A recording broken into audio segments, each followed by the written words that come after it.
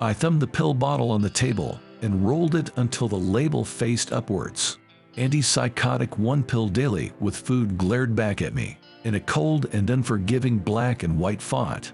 The bottle remained full, despite the bottle being almost a week old.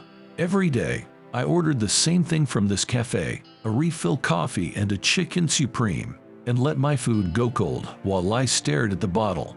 Because this bottle promised some kind of escape, I could feel it glaring at me. I knew that if I looked ahead of me, or in the reflection of the cutlery, or in the mirror at the back of the coffee shop, I would see it, haunting, pale and ceaselessly grinning, the skin around its mouth tight and creased. Some days I would stare at it for hours, while other locals in the cafe would grow more and more uncomfortable at the strange man with cold food, glaring tearfully into the middle distance. And the more I stared at it, the more I felt an intense fear grow inside of me, until it threatened to claw its way through my chest and bare all of my darkest secrets to the strangers in this nondescript cafe. So I stopped, and instead I stared at the 50 milligrams pills that a doctor had prescribed for me a week ago. I hadn't taken them. There was an aura of hatred around the bottle, as if the forces that had concocted them were more malevolent than whatever had sent me my incessant, smiling demon. Some ancient part of my instinct told me not to touch them, that a truth was hidden behind the tormented eyes of my silent companion. But in the throes of my anguish I took 3 weeks past this way. The demon would not disappear, but the pills would blur everything, so that the grin would smear its way across my vision into an amorphous cloud of yellowing teeth, and I could no longer make out the shapes that haunted my waking hours. I could function, but barely. It was a kind of half-existence that offered an escape from the torment, but at the cost of everything else. I bleached for my sorrows, until I saw another blur, hovering its way at the edges of my eyesight. It moved like the ghost that haunted me, without steps, floating over tables and resting on window ledges.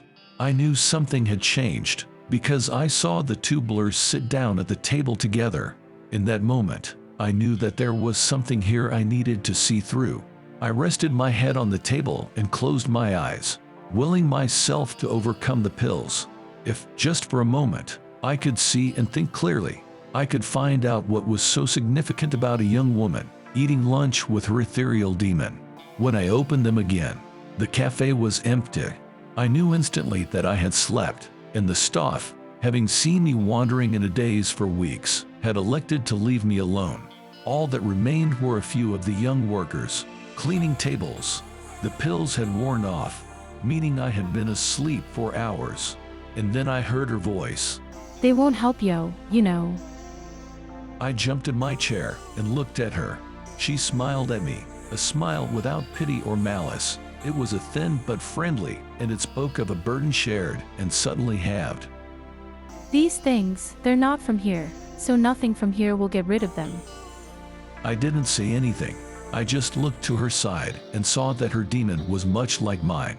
Only hers didn't grin, its teeth did not show, and instead it merely looked at me, curious, inquisitive.